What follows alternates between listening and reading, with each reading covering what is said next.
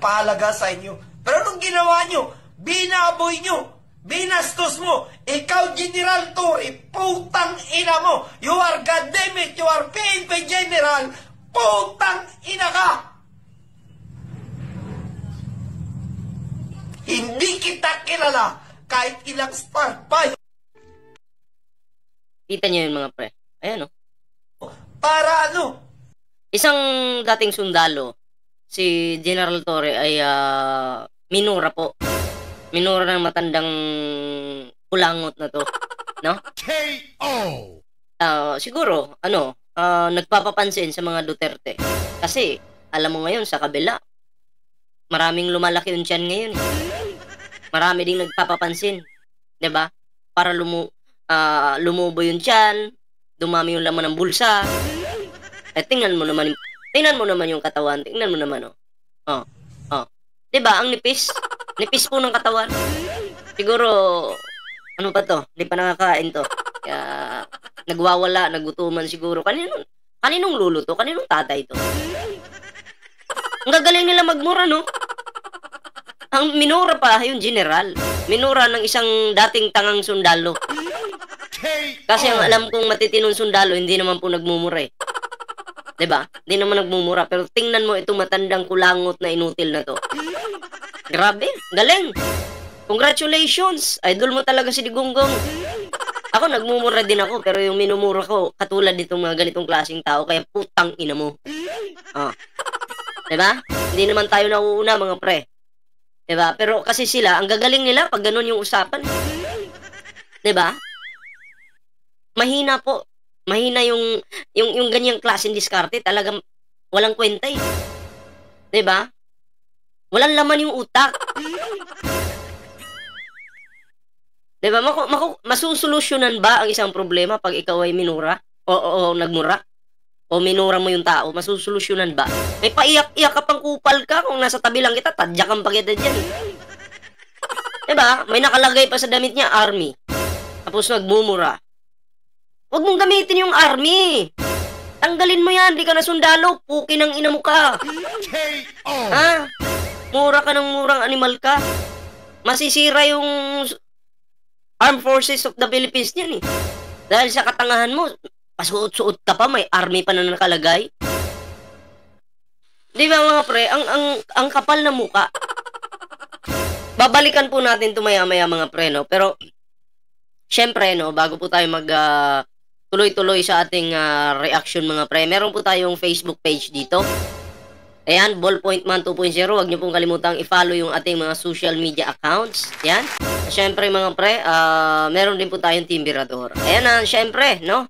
Kung hindi ka pa nakasubscribe sa ating YouTube channel, huwag kalimutang mag-like, share, at subscribe para naman maging updated kayo sa lahat ng mga uploads natin. Ayan, so, unahin po muna nating bigyan ng reaction ito si Sara Duterte at Amy Marcos. Etong kanilang pautot. Yan. Yan yung pautot nila ngayon. Diba? Si Amy, Makaduterte naman talaga to si Amy Marcos, pero ginagamit si Pangulong Bongbong Marcos. Kaya nga lang nabuking eh. Ganon din si Camille Villar. Tamo, nandun sa kabila ngayon. Pero ginagamit yung Pangulo. Hindi rin umubra, nabuking din. Diba? Nung nabuking, ayun. Nandun na agad sa kabila. Diba? Sabi ko nga sa inyo mga pre, wag po nating iboto yung ganyang klase mga tao. Camille Villar, Amy Marcos, mga balimbing yan eh. Diba? Tandaan nyo mga DDS, makinig kayo. Kung si PBBM nagawang traidorin ang mga to, kayo pa kaya? Sipin nyo yan. Si PBBM, tinraidor. Pinakilala sila, tinraidor. Inendorso sila, tinraidor. Diba? Ito yung bigyan natin ng reaction mga pre, panoorin natin yung video. Ano lang naman to, 30 seconds lang to. Itim. Ipaglalaban tayo ni Amy Marcos. Ipaglalaban daw tayo ni Amy Marcos. Ulitin natin Itim. Ipaglalaban tayo ni Amy Marcos. Yan Ipaglalaban daw tayo ni Amy Marcos. Pero tingnan mo po, sinong pinaglalaban ngayon ni Aimee Marcos? Si Duterte. Yung mga pamilya na namatayan sa panahon ng panahon ni Digong, war on drugs ni Digong. Pinaglaban ba ni Aimee Marcos? Inimbestigahan ba ni Aimee Marcos sa Senado? Wala. Hindi po pinaglaban yung mga Pilipino. Isang pamilya lang po ang pinaglalaban nitong Aimee Marcos na to. Yun yung totoo dyan. Iboboto nyo ba? Boto nyo kung gusto nyo. Pero ako sinasabi ko, wag po nating ano yan. Ako hindi ko iboboto yan. Siyempre, yung mga nanonood sa akin, mga solido kay Pangulong Bongbong Marcos, hindi rin iboboto yan si Aimee.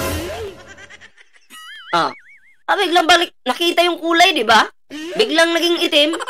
Yung pula, biglang naging itim. Ayan, Tayo ni Aimee Marcos. Itim ngayon ang kulay ng bansa.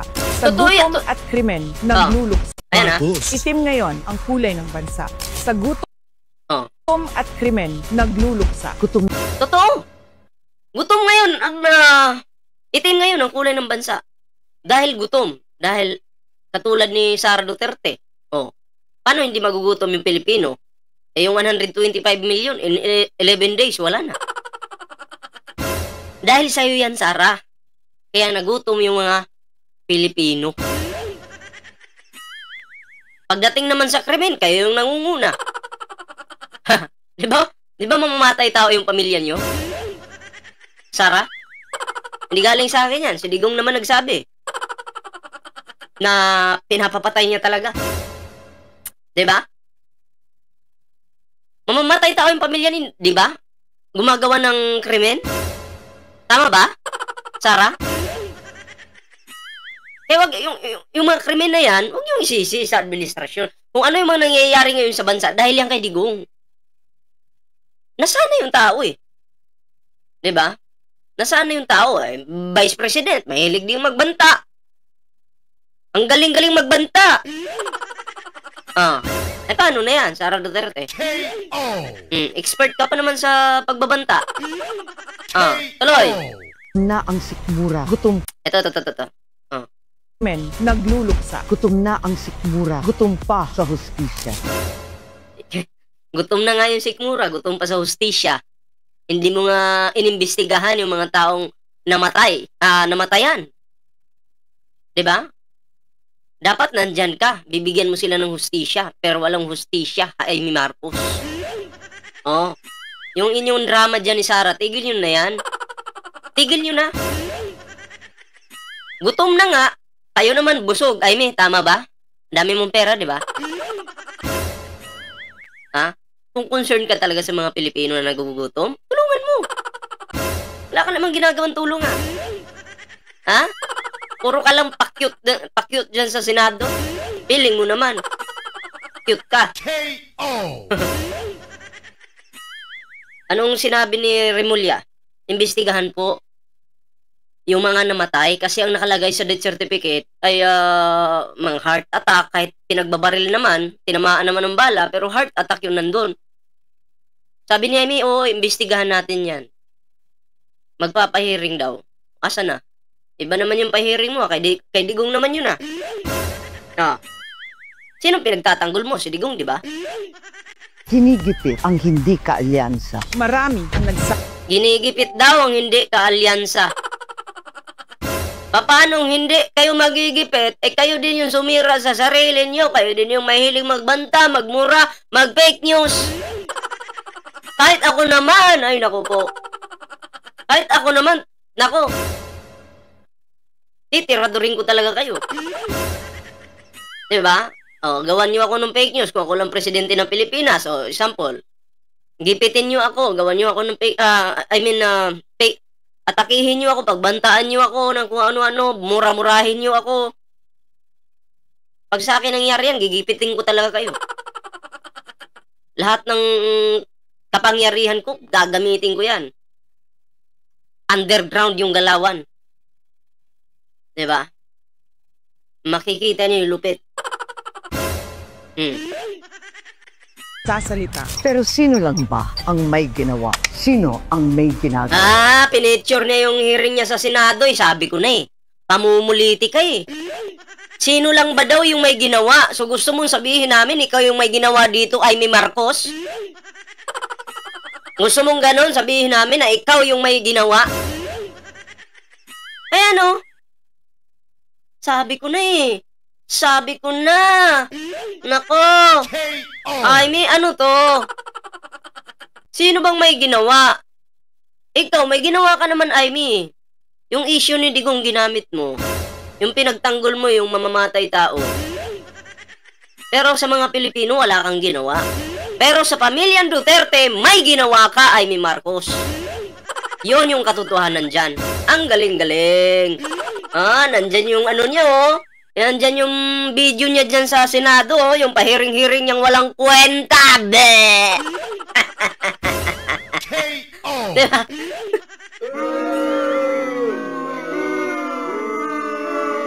Nagtanong pa, sino lang ba ang may ginawa? Bakit? Gusto mong sabihin namin na ikaw yung may ginawa? Amy? Ha? Gusto mong sabihin namin na siya, Amy Marcos, may ginawa yan? Gusto mong ganun? Marinig mo sa buwanga namin? Wag na, eh. Hindi nararapat. Hindi nararapat, Amy. Nagawa. Itim ang kulay ng pakikiraman. Itim ang kulay. Dahil sa'yo, Sara Duterte. Dahil wala ka namang nagawa. Mandarambong ka. Itim ang kulay ng pakikiisa. Itim. Dalawang kampon ng kadiliman. Nakaitim. Laban ng tama. Itama ang mali. Yung tama daw gawing mali. Ay, sorry. Mali, baliktad pala. Pero yun yung nakikita ko eh. Yung tama, yung tama ginagawa niyong mali. Yung mali gusto niyong gawing tama. Ano ba talaga? Diba? Amy, feeling naman ni Amy, boboto. Kapal na mukha. Sorry pero yun yung tingin ko eh. Makapal talaga yung mukha mo, Amy. Feeling mo, iboboto ka namin? Ha? Feeling mo? Wow, Iboto si Senator Amy. Iboto nyo daw. Suluhin nyo. Bahala kayo dyan. Wala akong paki dyan. Iboto nyo man yun o hindi. Ewan ko sa mga DDS. DDS lang naman yun yata yung boboto dyan eh. DDS, boboto nyo ba? Ewan ko lang sa mga DDS. Bahala sila sa buhay nila dyan. Anyway, mga pre, ayan na. Eto na. Move po tayo dito sa kay Larry Gadon. Etong di umano 500 million pesos ang nagastos ng gobyerno ng Pilipinas para lang sa security nitong si Sara Duterte. Tingnan natin mga pre. Panoorin natin yung video. Ay umabot ng 500 million pesos or half a billion pesos. Ito ay napakalaki. 500 million! Ba? Half billion nga ano? Akala ko thousands lang, million pala yung pinag-uusapan. Nalito tuloy ako. Million na half a billion yung para lang sa security nitong hindi naman nagtatrabaho. Laking pondo. Pero nagrereklamo pa siya. Ibig ang sinasabi pa niya na yun daw ay isang political harassment.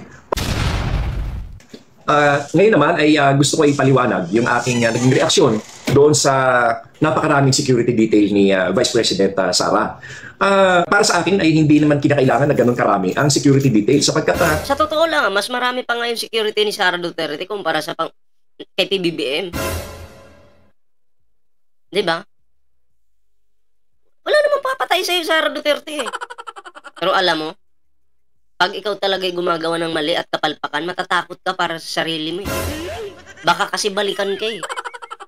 Diba? Kaya naintindihan kita, Sara. Salamat sa paglustay ng pera ng taong bayan. Salamat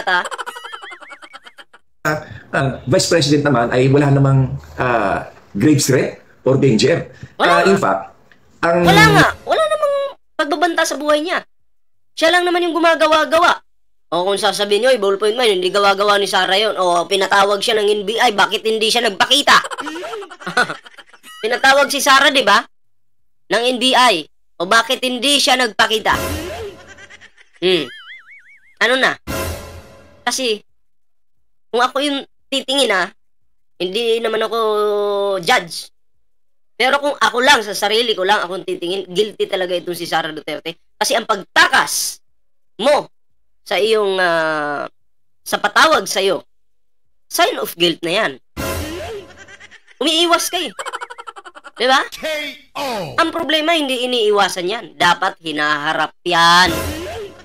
Ginastos itong nakaraang 2 taon sa security detail ni Vice President Sara ay umabot ng 500 million pesos or half a billion pesos.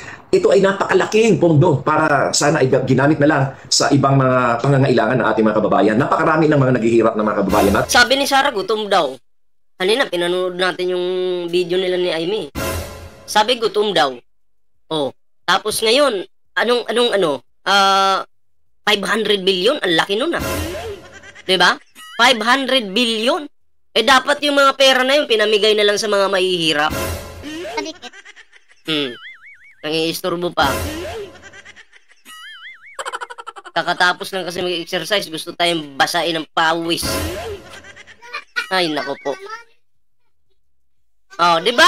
Laking pera nung kung yung 1 milyon doon, binigay nyo na lang sa akin. Para marami tayong dyan, pan-chicks-chicks. Diba? Ganun lang yun.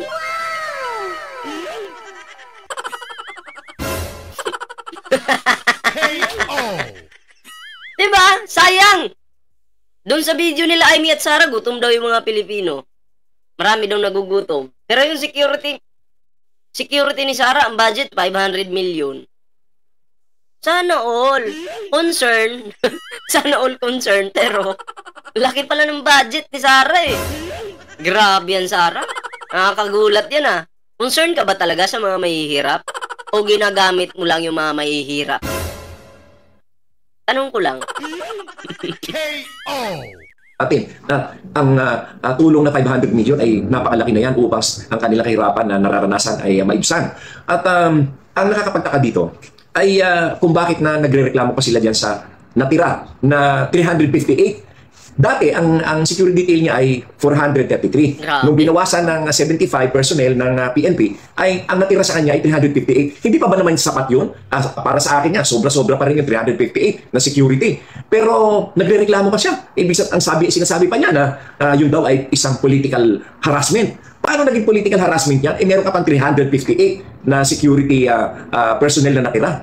Napakarami pa rin yun. Imagine niyo kung gaano karaming 358 na security detail. At yung allowance na binibigay sa kanila, napakalaki. Hindi sa akin issue yung allowance nila dahil talaga naman dapat na may sweldo sila. Ang sinasabi ko lamang, bakit napakarami? Hindi na nga sana ako masyadong kikibo dyan Ako nagre-react dito. Dahil doon sa mga sinasabi nila na nananawagan ang iba, kagaya ni Senator Bato de la Rosa, nananawagan sa mga taong bayan, sa mga private citizen na i-augment, tulungan ang pagbabantay. Sabi nga ni Robin Padilla, I think nasabi ni Robin Padilla yung mga NPA na nagbalik loob sa gobyerno. May video yata ganun parang gusto nilang kuning security, ganun. Parang may nakita ko na video sa TikTok. Papakisend nga sa akin yung video, baka may copy kayo nun. Dito nyo isend sa ballpoint man. Diyan nyo isend. Magandang bigyan ng reaction yun. Okay? Yan. Okay, tuloy. Kay Vice President Sara, na para bang merong grave danger and threat sa kanyang buhay o sa pamilya, ay wala naman. So, ayun yun lang po yung video at grabe yung alam mo yung pagsasayang ng pera nitong Sara Duterte na to. No? Tayo, taxpayer naman tayo Gaano man kalaki yung tax na binabayaran mo, mamaliit man o malaki, basta taxpayer ka. Pero dapat ito ay napupunta sa tama, hindi dun sa mga walang kabuluhang bagay, 'di ba? Ang dami nun, 300 plus na security. 400 plus, naging 300 plus. Ang dami nun. Diba? Pero si PBBM, ikumpara nyo si PBBM, doon kay Sara, mas marami pong security si Sara. Si PBBM, bakit wala masyado? Kasi wala namang ginagawang masama yung Pangulo eh. Pero pag ikaw ay makasalanan tao, alam mo sa sarili mong parang guilty ka, hindi ka mapakali. Diba? Kasi alam mo, makasalanan ka eh. Diba? Mamaya, bawian ka ng mga tao na nakaaway mo. Kaya, syempre, diba? Kailangan mo ng security marami. Para hindi ka kabado. Anyway, mga pre, ito na, bigyan na po natin na reaction itong isang sundalong kulangot na walang kain-kain, kaya ang payat na ng katawan. Bigyan po natin ito ng reaction. Okay? Panoorin po natin yung video. Alam niyo guys, masakit isipin, no? Masakit isipin na wala nang kain itong matandang ito. Manipis na po yung katawan, pati muka. Lumulubog na po yung muka. Hindi ako sana nalalait. Totoo naman. Nagkaroon tayo ng tunay na isang presidente. Isang bayani. Samahan mo sa kulungan. Bayani daw. Bayani, mamamatay tao. Umpog kita sa pader eh. Bobo ka rin eh. Saludo kami, tatay. Tatay, mas mukha ka pang tatay eh. Pagtabihin kayo ni Digong, ikaw yung tatay. Tanga-tanga din to eh. Paiyak-iyak ka pa. Sabi ko na, yung Facebook dapat hinihiwalay sa mga matatanda eh. Diba? Matatandang bobo. Hindi makaintindi. Alam mo, dyan na nag-iiyak sa social media. Kakahiya kang kulangot ka. Buhay pa pala si Palito. Nung kapanahon na, nung kami na sa serbisyo pa. Tama na kasi yung tubay to. Tubay to ng Tagay pa more. Ay nako. Naglabas tuloy ng sama ng ng puwet. Ay, sorry. Sama ng puwet. Sorry. Pasintabi po sa mga kumakain ha. Sama ng puwet tuloy. Hindi. Yung sama ng loob. Sabi niya? Anong sabi niya? Hey, tatay. Nung kapanahon na, nung kami na sa serbisyo pa. So, ibig sabihin, wala na siya sa serbisyo. Pero suot suot niya yung kanyang uniforme. Diba? Tapos magmumura-mura. Nabababoy yung Armed Forces of the Philippines. Diba? Suot mo tapos may pamura-mura ka pang minumura mo, isang general.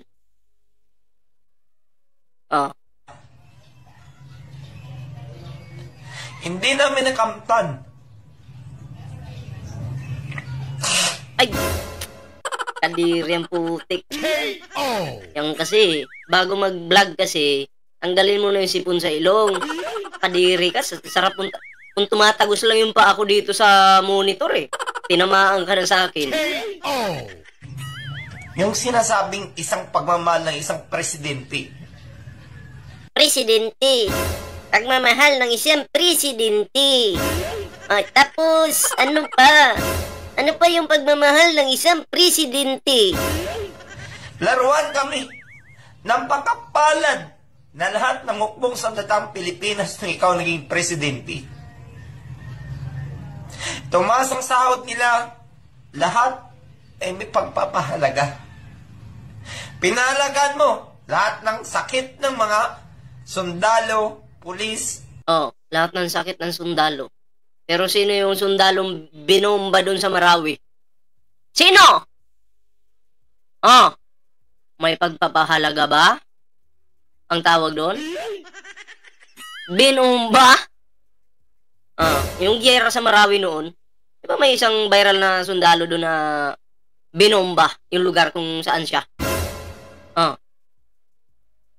Sino gumawa? Sino bang presidente noon? Di ba si Digong? Yan ba yung may pagpapahalaga? Ay, nako. Binigyan mo ng pansin. Binigyan daw ng pansit. Sabi ko na eh. Pulutan talaga to.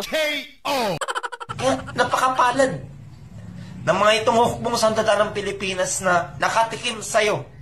Ay! Nakatikim? Wala. Uy, wag naman ganun. Grabe ka naman. Masyado kang maselan, ha? Masilan tuloy. Masyado kang... Ba't napapag-usapan dito yung Tiki man? Bakit ganun? Ha? Ng mataas na sweldo. Mataas na sweldo. So, utang na loob nyo yun.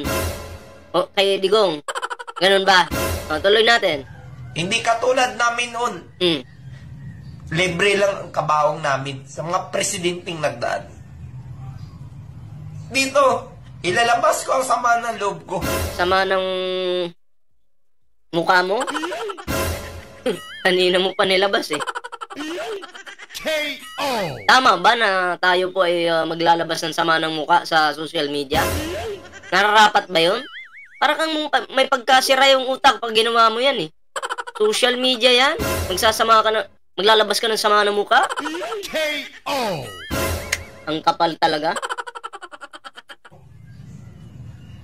Bilang First Lieutenant, First Regiment 102. Masakit sa amin. May sipon pa. Kumikinang-kinang yung dito sa Ay, sino bang kumakain dito na nanonood? Takpan niya yung mata niyo, makinig na lang kayo. Na kumbaga, hinigo pa Hinigo pa yung sipon. hindi. Ballpoint man, hindi ka naman nagpupokus sa issue eh. At yung sipon ng tao, pinapansin mo, putang ina, nagmura eh. Minura si General Torre. All in one na to, na reaction. Diba? Patas ang pagpatakbo ng presidente. Pero sa'yo, napakaswerte nila. Napakaswerte ng hukbong sandalan ng Pilipinas. Nabigyan mo sila ng proteksyon, mataas na sahod, kompleto benepisyo. Noon kami, panahon ni Gloria Macapagal, kay Erap. Panahon ni Gloria, maraming naghihirap. Bakit? Naging presidente ang isang babaeng makapalang ulo. Kasabi ko nga sa inyo, ang babae po, hindi po yan pwedeng mamuno sa isang bansa. Walang kapangyarihan ng babae, walang weak. Sa madaling salita, weak ang babae. Nasa Bible yan eh. Dapat ang magiging presidente, lalaki talaga dapat. Kasi kung babae ang magiging presidente ng Pilipinas, magkakalit-silitsi po yung ating bansa. 'Di ba? Tapos ngayon gusto nyong maging presidente ito si Sara Duterte. Kay Ramos, hindi namin natitikman yan, Tatay Digong. Ela Panggera ang malalampasan namin para tumaas ang ranggo, para Nasaan kami ngayon? Nasaan ka ngayon? Gutom ka ngayon. Kaya, dapat, sundalo. Nasaan ka ngayon? Ayan, nagpapapansin para mapansin, para malay mo, merong ganon, di ba? Galingan mo yung paiyak-iyak, drama-drama mo dyan. Malay mo, mapansin ka sa kabila. PNP, mahalin nyo ang presidente nagpahalaga sa inyo. Pero nung ginawa nyo, binaboy nyo, binastos mo, ikaw General Torre, putang ina mo, you are goddammit, you are PNP General, putang ina ka! Hindi kita kilala kahit ilang star. Hindi daw kinikilala si General Torre kahit ilang star pa. Baka mamaya, kalad ka rin ka ni General Torre. Baka mamaya, mabalitaan natin, General Torre, may isang tangang sundalong kinaladkad dahil minura si General Torre. Paano na yun? Paano pag seryosuhin ka ni General Torre, di katapusan mo na? Matutulungan ka ba ng idol mo? Hindi. Alam nyo na, sino pong nakakakilala dito mga pre? Itatry ko tong isend kay General Torre tong video na to. Para mapanood niya yung pagmumura ng isang dating tangang sundalo. At ang matindi pa dito, nakasuot pa siya ng pang-army, no? Tapos nagmumura-mura pa siya. Masisira po yung kasundaluhan dahil sa pinagagawa nitong kulangot na matandang ito. Ayan na. Sino pong nakakilala dito? Send nyo po sa akin yung detalye nito.